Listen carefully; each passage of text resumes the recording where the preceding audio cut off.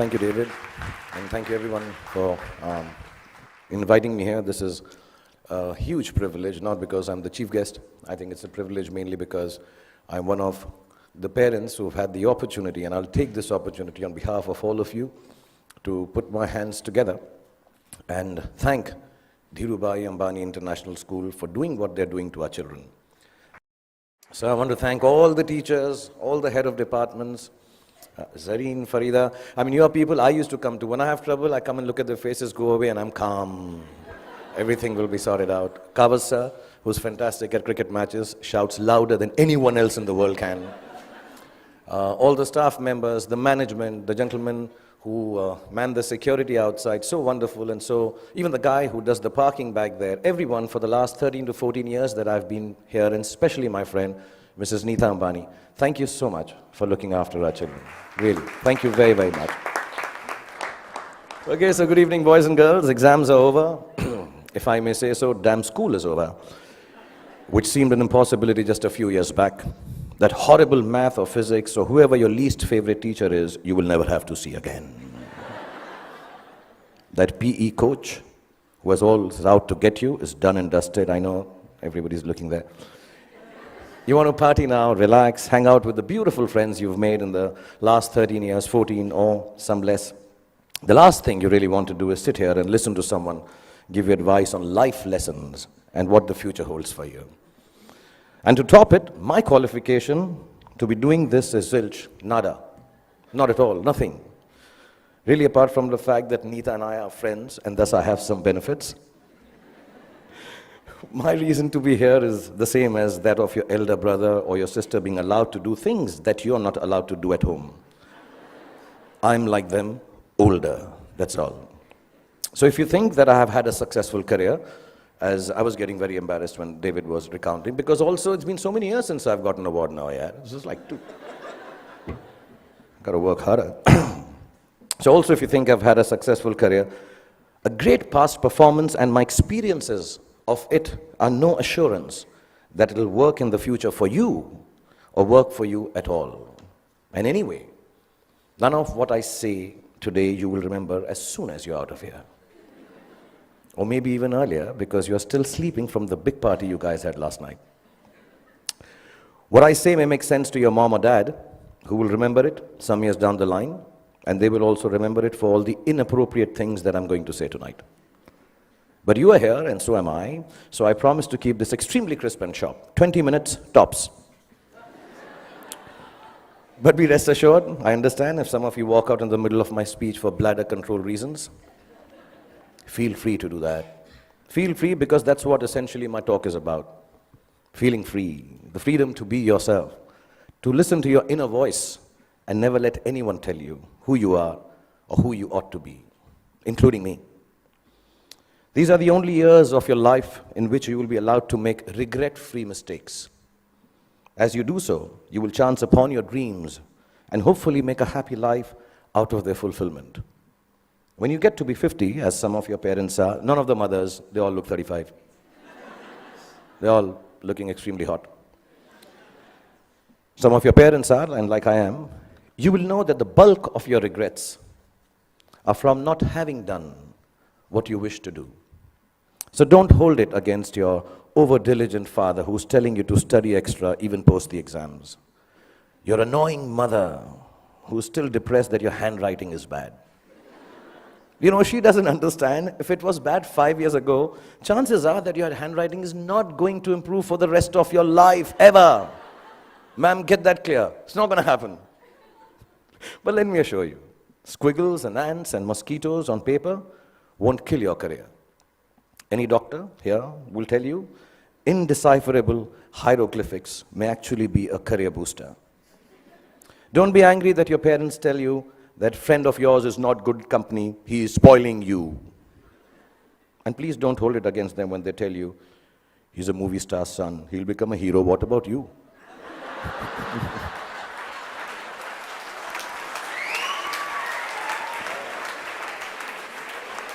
I mean, let me assure you, movie stars, sons and daughters also have to work. Basically, just don't grudge the old man and the old bag, ever. All us parents try to do is to make you happy with your choices by annoying you with hours that are actually your choices anyway. But you just don't know it yet. Your hormone levels are too high for you to understand this confusing logic. All you want to be is yourselves, and you're quite sure you know what that is. And I'm here tonight on your side only to confirm your conviction as you set forth into the big bad world from the loving shelter of Mrs. Neeta Ambani and all these wonderful and beautiful and warm teachers and faculty who have nurtured you to embark on your own journey through life. I was talking about parents because I think tonight is about parents. So I'm going to tell you something about my parents. My mother was top class. She was really cool. She loved me unconditionally, was beautiful, like all mothers are, and believed I will be the most famous man in the world, and I could do no wrong. In Delhi, they say, "Hamara bachcha na is like the apple of my eye." Some Punjabi ladies make it bigger, like the pineapple of my eye. So I was the pineapple of my mother's eye. And my father was a gentleman. He was very educated, masters in law, extremely intelligent, knew 7 languages, had traveled the world, knew his politics, fought for the freedom of our country, India, and excelled at sports like hockey, swimming, and polo. He could cook and recite poems and knew the capital of every country in the world. My father was also very, very poor.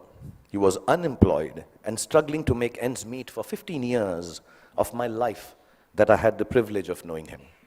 From when I was 10 to when I was 15, not being able to afford fancy gifts for me, he would wrap up something old that belonged to him in newspapers and declare it as a birthday gift when my birthday came along. This, in the next 11 and a half minutes left that I have, is the story of the 5 gifts my father gave me and how they helped me become what I am today. When I was 10, my father gave me an old chess set. Chess is a reflection of life, they say, and as cliched as it sounds, it's probably true. The first thing it teaches you is that every move has a consequence, whether you perceive that it does or does not. Nothing you do, not a single moment, is empty of living. So think of things through, not always, but often enough so your life does not feel as black and white and as uniform as the squares on a chessboard. Sometimes, in order to move forward, you might need to take a few steps back. And there's no loss in doing something that hurts in the short run, but proves worthwhile in time. Sometimes, the queen might seem sexier. They always do. But if she gets taken by your adversary straight after you save her, then you might be better off saving your castle or the bald bishop instead. So don't always choose that which seems more desirable if something tells you it's going to get you into a whole lot of trouble. What I mean is also about tonight, drive home while your wits are about you instead of staying and getting stoned senseless after the party here. You can't get anywhere in chess if you don't look out for the little ones around you, the small pawns. Life is like that too. If you forget the smallest of your people or become foolish enough to imagine that the little graces you are given are of no value, you end up nowhere. When you look around you, learn to notice all the tiny little things that make your existence privileged and special. Just the fact that you are here, in this very moment, at this fantastic school, in the company of such adoring parents, is the product of immense love, hard work, and sacrifice on the part of many people present here. Taking your blessings for granted is the most ungracious stupidity, both in chess and in life. Then there's what they call, I don't know how to pronounce it, but sounds very cool, the zugzwang. The zugzwang, yeah. It's a really cool word. It sounds like a Chinese aphrodisiac. Zugzwang. But it actually is German for, okay, I'll tone this down. Oh, fish, I got to get out of here. Anyway, for those of you who've never played the game, it's when you get so stuck that whichever move you make is a bad move. It'll happen to each and every one of you at some point in your lives for sure. A moment will come when it will look like there isn't anything going right and nothing you can do to prevent disaster. Ask me, I just finished Dilwale, followed it up with Fan. So, when you are in Zumzwang, kids, don't panic. Whenever there is trouble and you know there is no way out of disaster, don't panic. With a little embarrassment, you will survive it. Trust me. All you have to do is make a move. All you have to do is move on a bit. As the Cheshire Cat in Alice in Wonderland said, when Alice came to the fork in the road, if you don't know where you're going, it doesn't matter which road you take. I will add to it. As long as you take one road and don't keep standing in the middle of the fork until a truck runs you over. Often in Zugzwang, your enemy wins that particular move, but mostly you end up winning the game. There were no computers when I was a kid, nor were there iPhones for us to Google pornography on, while our parents were busy checking their selfie likes on Instagram. One of the most precious gifts my father gave me was an Italian typewriter. I learned how to use it from him, how to roll paper into the roller and press the lever, I don't know if you guys have seen a typewriter. Google it, yeah. Yeah, the clicking sound of the letters as I pressed them with my fingers, forming words on blank pages, fascinated me. To use a typewriter well, you needed diligence. One wrong letter, and the whole exercise had to be started all over again. We used something called Typex to erase our mistakes in those days, not to sniff at during math classes. But too much Typex in math classes or in typewriting is unacceptable. So we had to learn how to move our fingers accurately, to make words out of thoughts with efficiency, and do it over and over again till we got it just right. As an adult, I have come to understand that there is nothing of more value than your capacity for diligence and your ability to work hard. If you can outwork your adversaries and your employees, you can ensure your own success in whatever it is you choose to do. Whatever you're doing, do it once. Then do it one more time, even more carefully. Practice will make everything seem easier. Be diligent. Be thorough. Think of every job you do as the first one. So you have to get it right or you won't be able to impress everyone. And at the same time, do it as your last job, as if you will not get a chance to do it again ever. Don't just outwork yourself. Only parents clapping. In fact, you can outwork yourself. If you can outwork yourself, then pretty much nothing can prevent you from glorying. Then my father gave me a camera. And the most beautiful thing about it was that it did not work. We all have those Leica ones, old ones, which don't work, look really cool. I learned that things don't always have to be functional to fulfill a need. That sometimes when things are broken, the greatest creativity emanates from their fragments. I found myself looking at my world magically through the unusable lens, and the fact that there was never any actual photograph to see taught me my most important lesson yet. That creativity is a process of the soul. It does not need an outcome or a product for the world to accept. It needs only the truth of its own expression. It comes from within and makes of your world whatever you wish it to make. So don't be afraid of your own creativity. Honor it. It doesn't always have to be seen or approved by those around you. It is an expression of your deepest self, and it belongs as much to you as it does to the universe that nurtures and inspires it.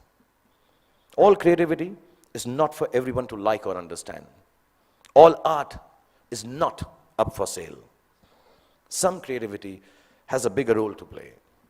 It is to keep you company when you're alone, when you need a friend, when the world doesn't seem to understand you. Your creativity, whatever that may be, I know a friend of mine who makes dolls out of bath bags from aeroplanes. Whatever your creativity is, your creativity will be the only thing that will keep you inspired and satisfied. Honor it to the end, whatever it may be. Mine is poetry. I write rubbish poetry. It's so bad that sometimes I cringe to read it myself. It's crap. But I write it. It is my secret place. It is mine to make me feel free and happy. So you find yours, and if the world loves it, good. If it doesn't, even better, because now you will truly have a friend. So keep your creativity intact. My father was a funny guy. He had the capacity to turn any kind of serious situation in a way that it seemed less stressful, with a bit of humor. Without a sense of humor, the world will always be a dull and dreary place. No darkness or despair should ever be beyond a good and a hearty laugh. I'm going to tell you a few incidents. If you're not bored, I have about 7.5 minutes left. We used to live on the 3rd floor of an apartment building, and as people on 3rd floor tend to do, my friends and I used to throw things down from the balcony. You know, wrappers, tidbits, dog shit wrapped in newspapers, the usual stuff, yeah. One day, the old gentleman on the ground floor, there always is an old senile gentleman on the ground floor. He had had enough of our daily droppings. He charged at us, yelling at the top of his voice, भाई साहब, ऊपर से चीजें नीचे आती हैं, ऊपर से चीजें नीचे आती हैं. And you know, the whole mohalla, the colony emerged to witness the spectacle. My father was there, I was mortified. And he kept screaming, ऊपर से चीजें नीचे आती हैं. And my father calmly looked at him and said, चाचा जी, ऊपर से चीजें नीचे आती हैं, ये न्यूटन ने बहुत सालों पहले बताया था. आप कोई नई बात बताओ, अंदर बैठ के चाय पी के बात करते हैं. And it instantly diffused the situation. The old man smiled. We went into the apartment, worked out how dog shit needs to be disposed of properly. Over a cup of tea, and life was back to normal again. And there was another incident I'm going to relate. I had been eyeing this attractive, dusky girl who lived in our building. As smooth as I have always been with ladies, for some reason it occurred to me that if I blew up her letterbox with a Diwali cracker called Atom Bomb, she'd be very impressed with me. I've always been good with girls like that, yeah. I know things girls like. In this insanely romantic belief of mine, her letterbox soon exploded before her eyes. And I still don't know why the desired effect of running into my arms in slow motion was replaced with a screaming drama in which she flew up the stairs screaming, Amma, come here, Amma, ingeva, Amma, ingeva. She was a Tamilian lady, yeah. I took my chance, and as all macho men should do, I fled the scene. A few hours later, the doorbell rang. I looked through the magic eye, and the mother of the love of my life was standing outside looking incensed. I found a place to hide. My father opened the door. The lady began to rattle off a complaint. Your son this, your son that, sorry, my Tamil is not good, but it sounded like that. And he listened patiently and then responded, you know, ma'am, as you were speaking, I was getting angry with my son. But then suddenly I realized how beautiful you are. And I can imagine if your daughter looks anything like you, how can my son be blamed for falling in love with her and behaving so stupidly? The lady went silent as my father continued telling how beautiful she was. And then she became a little coy. Another cup of tea was had, and she said to me sweetly, Beta, just because my daughter is so beautiful, you shouldn't behave badly with her. You should come home, sit with us, and be friends. So not only did my dad get me off the hook for blowing up the girl's letterbox, he actually got me inroads to a long, satisfying relationship with the love of my life that lasted 6 days. Because then I realized that dating beautiful girls has its downside. Every boy in the colony made advances at her, so I was regularly beaten up in my attempts to offer her some boy-friendly protection. But that's another story. The point being, learn to laugh at yourselves every chance you get. If you can manage not to take yourself too seriously, no matter how big a shot you become, or how lowly, useless, trivial you feel, you will instantly disarm life's power to beat you down.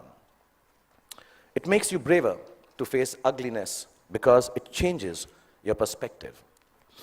Humor is actually the deafness to see the world, the reality, for the transient farce it really is.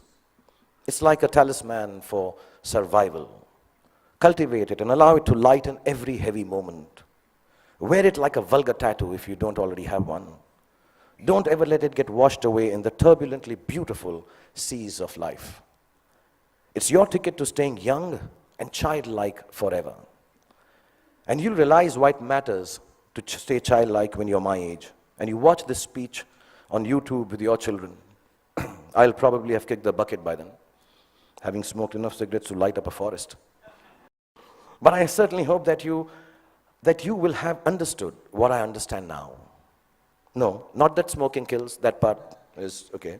Well, what I'm referring to is what counts as the most beautiful and final gift that my father gave me. I only realized it was a gift on the day he died, when I was 15 years old. A gift your parents have given to you already. Yes, the singularly most exquisite gift you and I have been given is the gift of life itself. There is nothing that marks a man or a woman out from the ordinary more perfectly than grace. Grace is the consciousness that life is bigger than we are, and therefore our gratitude for it must match its vastness. It is the understanding that everyone we encounter, whether they are loving towards us or offensively abrasive, is a human like we are. It is knowing that experiences shapes human beings, and no matter how good we are at something or how successful we may become, we are never better than the other person. If you can live your life with grace towards those around you, you will accomplish more than you could if you became the President of America. That came out wrong, knowing that Donald Trump is so close to becoming the President of America. I didn't mean that. I'll rephrase that, guys. If you can live your life with grace towards those around you. Okay, actually, what the hell? Because I came here and told you a secret that I write rubbish poetry, I'm going to read out a poem and end this. This is the most rubbish poem you'll hear, but keep it in your heart because I'm the damn chief guest tonight. If your after party, EDM, I assume this is the music. I thought I'd be very cool if I used the word EDM. Is EDM cool still? Class of 2016, is it cool? No? Okay. If your after party EDM stone sunrise has found you, with dog-shipped wrappings and friends that will not confound you, and you start on this journey with a brave heart about you, if you live life with grace towards those around you, you'll get where you have to, and it won't astound you. If it isn't Ferraris and a White House that downed you, you won't need an entourage to always surround you. It's your truth you will have that will shelter and ground you. And you'll remember this day as the day that unbound you. From the walls of this beautiful school and the teachers, exams and all the rules that sometimes seem to hound you. And let me tell you, you all will be successful. Let me remind you. Now it was remind, but because it's not rhyming, so I...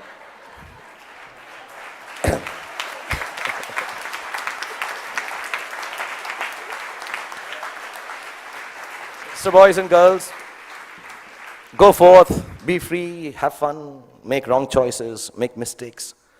You will still succeed because the gift of education you have from this wonderful institution called Dhirubhai Ambani International School, the love Nita has given you, and the genes that your parents have provided you with will always look after you. And when you succeed, don't forget to thank your least favorite teacher, because he or she actually cared for you the most. Love you all and be happy.